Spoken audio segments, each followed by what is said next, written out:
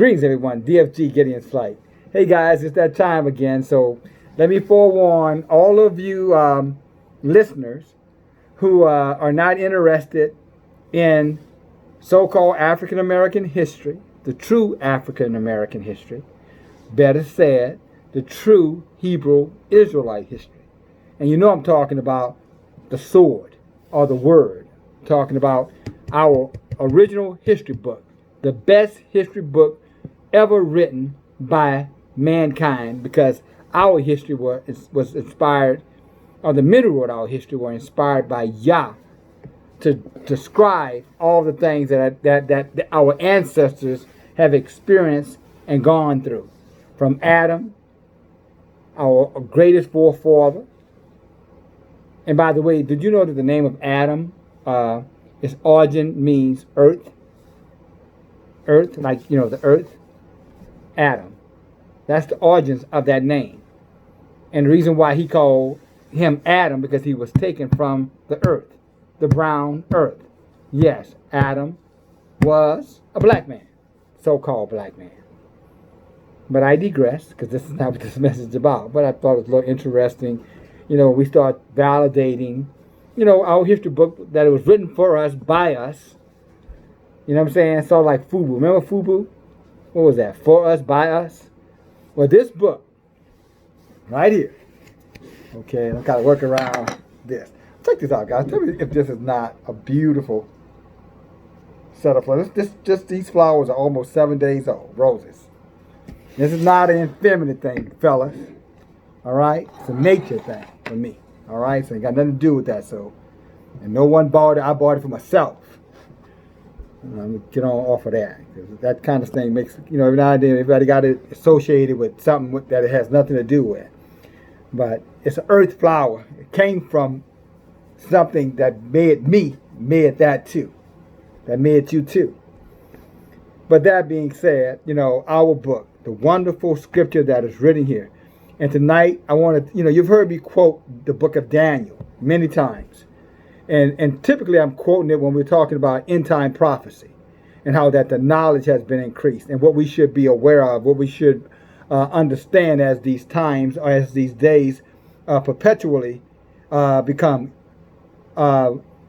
worse. And I know that, as those days start to draw closer to the end of time, we as a people have to be extremely careful, because Satan knows that his time is short too. Esau knows his time is short. And I'll give you an example. I was talking to someone earlier today, and they had an incident, and I won't get into particular because I didn't get their permission to share the story, but I'm sure they won't mind me sharing their true story. But it happened to be, a Hebrew Israelite female. And they lived in another city, another town, southern Louisiana town, I might add, and they were just trying to get up. They were moving their car, trying to get out of a parking spot to leave. They were shopping at the Walmart in that area. And of course, Esau happens to pull up. And somehow Esau, in all of his confusion and rage, thought this person was blocking him or trying to beat him to a parking spot. And as this Hebrew Israelite female tried to explain to this man, I'm not trying to take the lot, but I'm trying to get out of your way so you can have the spot. And he pretty much told her to shut her, so-called mouth. I forgot what kind of mouth he said. It was offensive, but it wasn't, the other word, the N word, as they say. But as she tried to explain to him and tried to de-escalate the situation, he wasn't having anything to do with that. He was outraged. He said, I don't want to hear your excuse. I don't want to hear anything you got to say. Just shut up and get out the way before I call you something worse. Meaning, let me just say it for the sake. Esau pretty much told her if she didn't hurry up and shut her mouth and get out of his way, because he don't want to hear her apology, he don't want to hear anything, that he going to call her a nigger. And that just goes to show you that we're living in a time of some of the most egregious wickedness, bitterness against our people that's known to man. And I know some of you guys will argue, the whole slave and enslavement. And that's, I'm not trying to marginalize that. That was a horrific time as well. But when you look at what crack cocaine has done to our communities, when you look at how the families have been torn apart in our community, When you look at how our men have been beaten down to the point that they don't even want to pull their pants up when they walk, our young men are okay with walking around with their pants below their asses. When you look at our women who don't care anything about their physical presence, they are beasts, many of them. They don't take any care about their natural hair. They rather take and put dead people hair or animal hair or synthetic hair inside of their heads, never realizing that whatever you put in your head, especially if it's human hair, the DNA from those probably wicked sorcerers, occultists, Indians, Asians, or whatever they practice, that wickedness, the DNA that they take this hair to altars, they pray over those to the gods, to their gods, who and ask them that they may be blessed from that hair financially, and then they ship it off, and then they're sticking it in their heads. You follow me? Our ancestors would have never did that. Our ancestors were taught that we don't touch dead things. It was an abomination for us to touch a corpse. Why would we touch dead hair? When that hair is cut out and they throw it in the hair, put things in their eyes, bleach in their skin. What else? Unlearned, learning a history that tells them that they are nobody. Chasing after, the heathens, practicing all of the heathens, holidays, taking all of their resources and just using them, in manners for self-edification, no love for the family, no love for inheritance. Now, I'm just doing a compare and contrast because I'm talking about right now. I'm talking about, what's going on in Chicago and Philadelphia and a lot of the inner cities where our young men, do you think 200 years ago that one of our men would have taken, a shotgun and just went shooting on the other men just because he was angry at them or because someone said something that he didn't like while they were, wherever they were? Or even the free ones wouldn't have done it. So-called free. We've never been free since Esau set foot on Turtle Island. But when you look at that, again, mass incarceration, disease-ridden, very sickly. Think about it. We die the youngest. We're the most disease-ridden, as I stated, men and women. Babies. Do you think, now we talk about how Esau, and with his wickedness would sell off the children. You remember that? We know that. How he would, rape the mothers, right? And every now and then, the jealous Esau female, the heathen, she would find out that he went into slave quarters and impregnated, one of, his nigger bitches. That's what they would have called him. Oh, that's what she would have called him. That's what Miss White Esau would have called her, a wench, a nigger bitch. She probably would have went out there, she could, and killed the child if he couldn't get that child away and sell it off, so he can monetize it. But even when you look at something as horrific as that, how do you compare that with almost 50 million babies that have been aborted, African American Hebrew Israelite babies that have been aborted over the last 25, 30 years? 50 million. 50 million babies. So when you look at the time that we're in now, and you compare that to that time, I think I've just given you a good, again, I guess the only thing I come up with is something to compare the two times. And you tell me if this time is not as bad or as worse as that time. And then the self-hatred. You know what I'm saying? Just the self-hatred that again, that again, we can't even look at each other now as black men, many of us, without, the other guy looking back with a look like, why are you looking at me? The women, you know what I'm saying? When you go up to a Hebrew Israelite sister, you're Hebrew Israelite male, you say hello, if they say something back to you, it's going to be, they'll hardly open their mouth. Unless there's something you have that they want.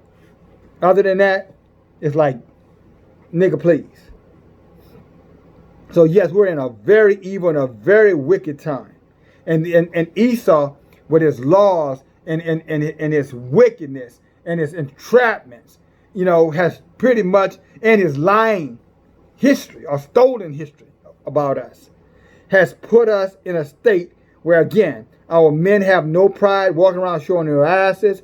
Many of them, smoking dope all the time, living to get high, living to get drunk, living for the weekend, abandoning their families. When I say abandon, I'm talking about literally abandon their family. I mean they wouldn't do anything for their children. Our ancestors were not that way. This is all a product of this modern day, enthrallment, with Esau or the heathen. And y'all warned us that this would happen if we went the way of the heathen. That not only would the heathen be vicious to us in these times where now he's starting to lose, his prestige, his privilege, his supremacy. And he's going to lose it. But just like what happened in that incident that I was describing earlier today, if he's got to lose it, he's going to make sure that the Hebrew Israelite, so-called black man, African-American woman, he's going to make sure that you and I feel the pain if he can. Therefore, guys, this is not the time to be aloof. This is not the time to take it lightly. This is not the time to take an approach, well, we got to love everybody. Bullshit, we got to love nobody that does not love us. I talked about this before, this equity. We got to teach them with love. We ain't got to teach them shit. You try to teach, like trying to teach a dog how to be a cat. It ain't going to happen. They will take that love and that example that you trying to show of humility and suffering peacefully and killing with kindness, and they will wipe you out. They will slaughter you. Matter of fact, you're going to be the one they come first to.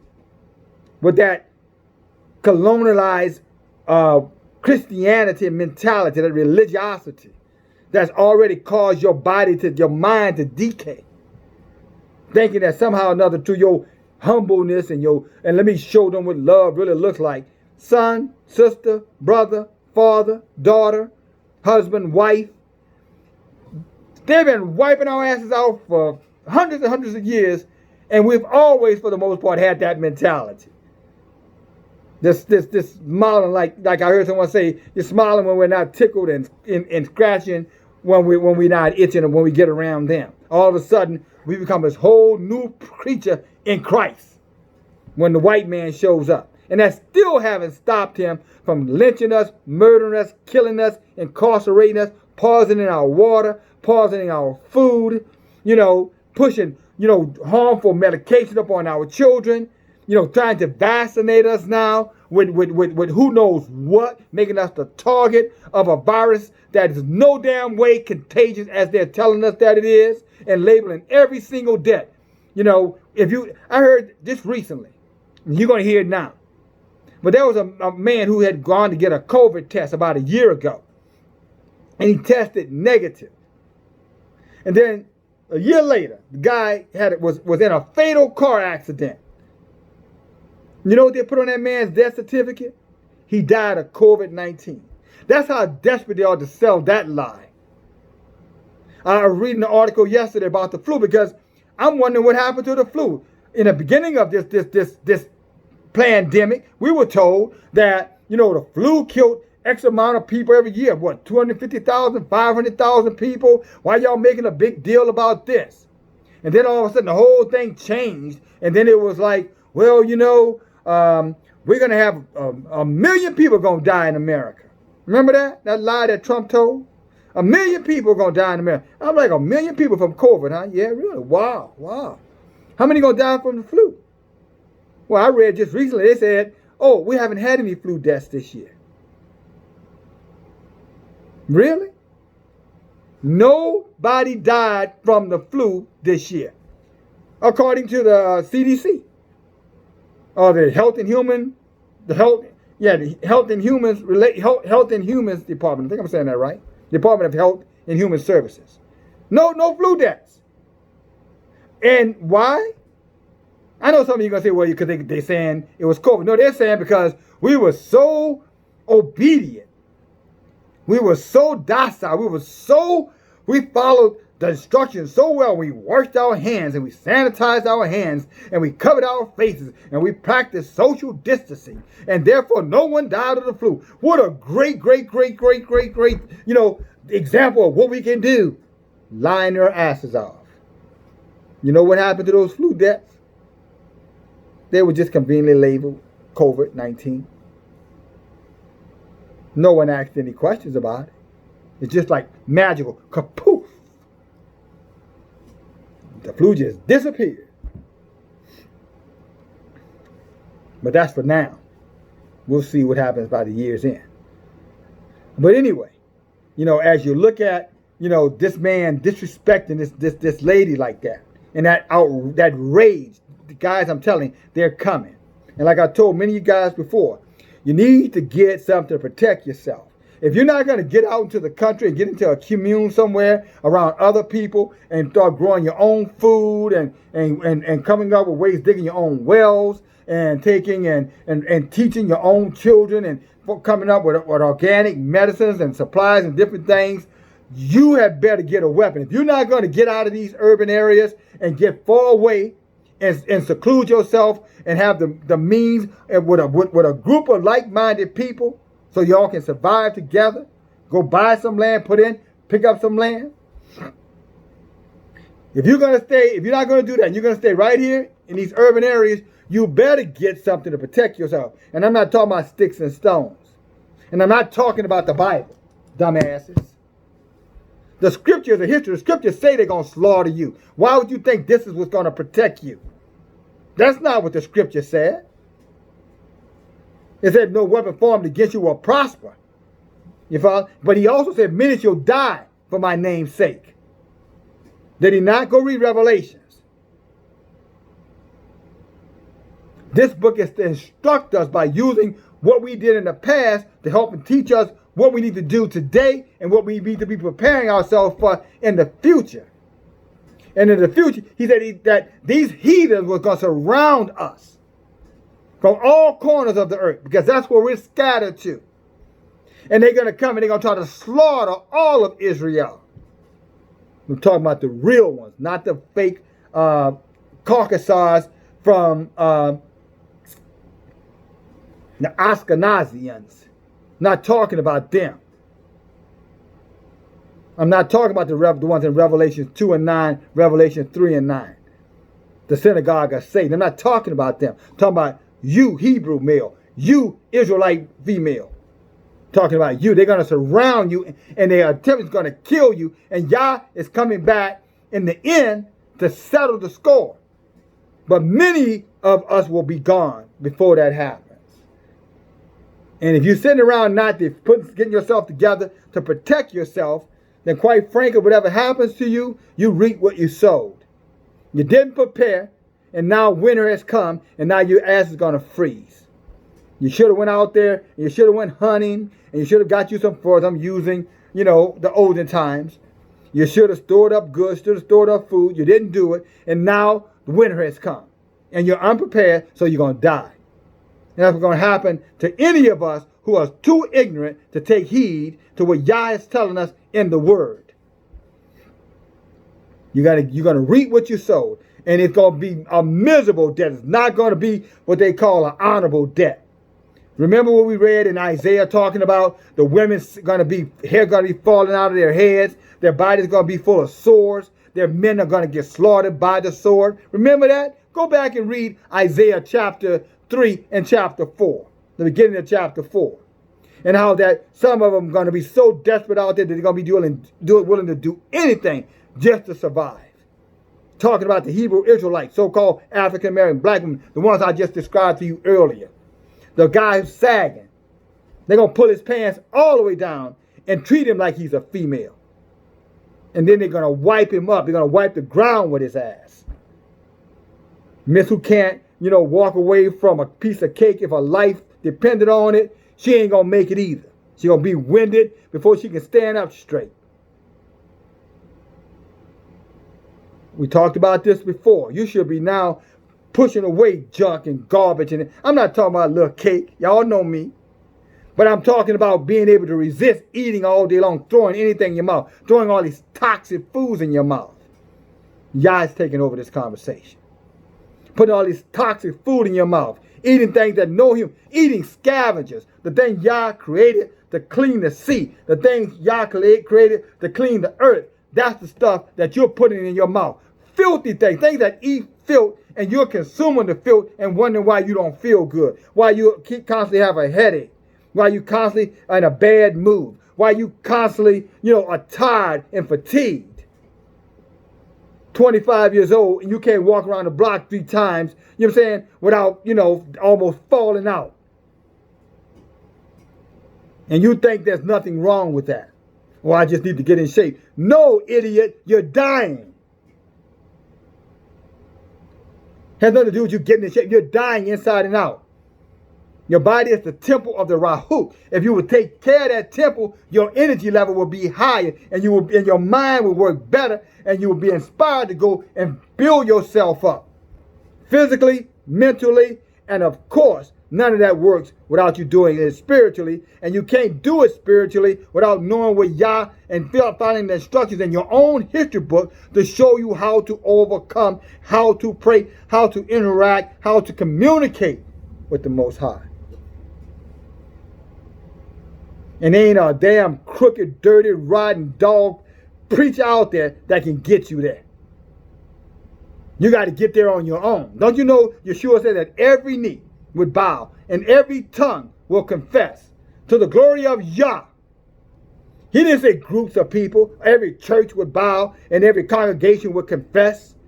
Every Baptist, or Methodist, or Catholic, or Presbyterian, or Islam, or Black Muslim, or Hinduism, or Buddhism. He didn't say anything about that foolishness. And I missed a bunch of your other ones. I didn't say it because you just didn't come to mind. Confucius, whatever the hell you call yourself. Seventh-day Adventists, Jehovah's Witnesses. There's nothing in there that says anything about anything like that. You're going to have to go for yourself. Just like you die alone, you know what I'm saying? You're going to have to go before Yah alone. And you better go with a testimony about how you served him, how you studied the book, how you respected his word, and how you used your life in a productive way, and how you took care of that body that he gave you.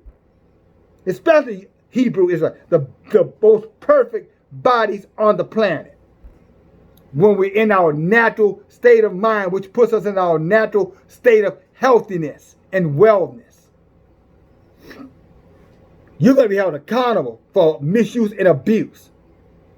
And for you mothers who tolerate your sons walking around showing their asses like they're homosexuals, quite frankly, and say nothing to them about it, you're going to be held accountable for it too, because you fed into it. You were a silent complier.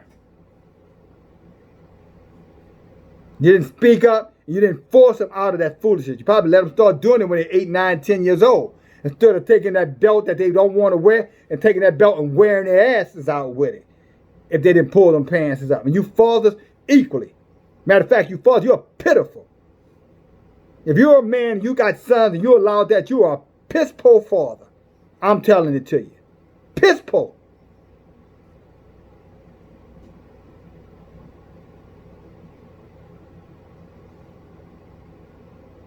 Now let's move on. You could do something about it, by the way. I'm calling you out on it because Yah is putting it in my mouth to call you out on it. Fix it. Don't get mad at me. Fix it. Go deal with it. Everything that I said can be dealt with. Everything you've heard me say around health, wellness, you know what I'm saying? Freedom, liberty, understanding, education, insight. Fight back. Everything you heard me say, you can do something about it right now. Even if you're in a state of depression, a state of sadness, a state of loneliness, you can do something about that right now. As Yah said, now is the time. The day is the day. Not tomorrow, not later, or when I get some time. No, now is the time. Because tomorrow is not promised to you, mother, father, brother, sister, son, daughter. Tomorrow is not promised to you. Somebody listening to this video right now is going to be dead by the time I finish talking. In probably every state in this country, someone's going to be dead. I hope and pray to Yah is not you or someone that you love. But it could be. You don't have the time to get right. The time is to be right. And the first step that you need, the first act you need to do is getting in the Word, getting into the history book and learning what does say Yah to you personally. Then to us collectively. So that he can bring us all together on one accord, with one mind, with one focus, one objection, one faith, one Lord. Oh, and not least not me, and one baptism of the Rahuk.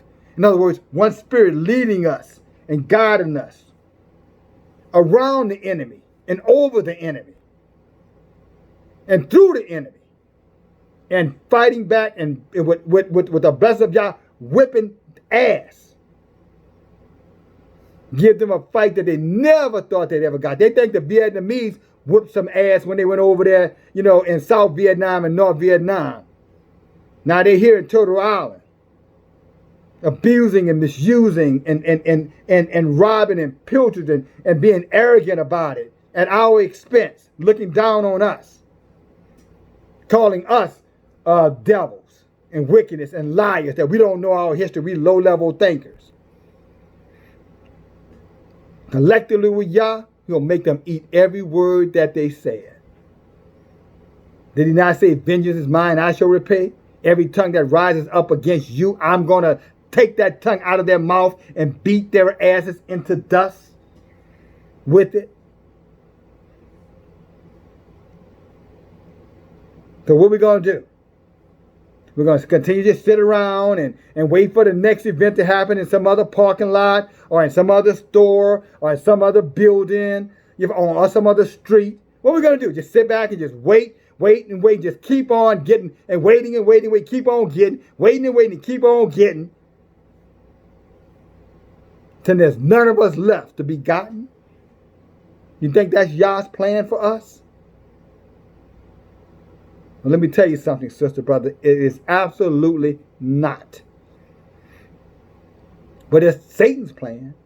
And his little helpers, the heathens, Esau, the Caucasoids. Oh, they would love for us to be gone. Except for those cooners, who are going to continue to entertain them and make them laugh and giggle, shoot a basketball, throw a football, jump over a building, do a somersault, hit a golf ball, hit a baseball. Yeah, those, little entertainers, they will tolerate them. They like to have their little, I'm not going to insult the athletes, I'm tempted to, but I'm not, because I was an athlete, still athletic. So I'm not going to insult you. But your objective should not be about that. Your objective should be about getting it right and looking out for your people and coming back to the community, teaching and learning who you are first, so you can help and teach your sons and your daughters, your brothers, your sisters, your mothers and fathers who they are. And that goes for the doctors and the nurses and the scientists and the lawyers, the constructors, the Freemasons. Spit that out of my mouth. The carpenters, the brick masons, the artisans, whatever you might be, whatever your skill is, should be to edify your people, to bring your people back closer to Yah, so Yah can perfect you in the things, and then teach you how to self-preserve and how to, as the scripture tells, teach your fingers to war and your fists to fight. Fight against who? Fight against the wickedness of the enemy. We don't love him. The enemy can never love you. The enemy can never see you as his equal, because he hates you. He hates you, Bible says, with a perfect hatred. Again, telling, Esau to love you, or expecting Esau to love you, or trying to partner with Esau is trying to get a cat to become a dog, and trying to get trying to make a cow to become a rabbit. It's not in their nature. They would rather die, cut their own throats, than to see themselves equal to you, so-called black man, black woman. But they will tolerate you because they want to control you. And the only way they can do that is about to understand and watch and manipulate you. And they can't do that except they give you a little bread like Esau. You know what I'm saying? Selling, the birthright. Let me sell a little something to get a little something. But at the end, I want everything. See, that's what happened between Esau and Jacob. See, that's the full story. He sold, his birthright for some some food. But then later on, what happened? He backed up on his deal, just like Esau has always done. He reneged on the deal, just like they do us. They get out here in these protests with us. They get out here in this court system. They get out here when one of us are in prison unjustly, and they make this big old, remember Reuben Carter? They make these big old charades of free him and free this one and free that one. And then after, when they've done all their little singing and dancing and hugging and kissing and loving, they take their white asses home. Just like Esau, come back, I want my stuff back. I want all of it. Yeah, I know I made a deal with you, but I don't keep my deals. I'm that kind of wicked. And not only do I want my stuff back, I'm going to kill you to get it back. Because that's how they operate. And I'm going to say to you guys again, y'all, I guess he'll have another video to go through Daniel. Now, this might mean something to some of you. It might not mean anything to some of you. But I suspect that if your ears are open, your eyes are open, you're receiving something here. Because this was not my intent. But Yah bless you. Yah protect you. Yah shine his face upon you. And Yah give you grace. May Yah put his countenance all around you. And may Yah bring you peace. DFG. Open your eyes. Be prepared. Women, you better arm yourselves up. And men, you better get off your ass and go see about your families and your people. Bye now.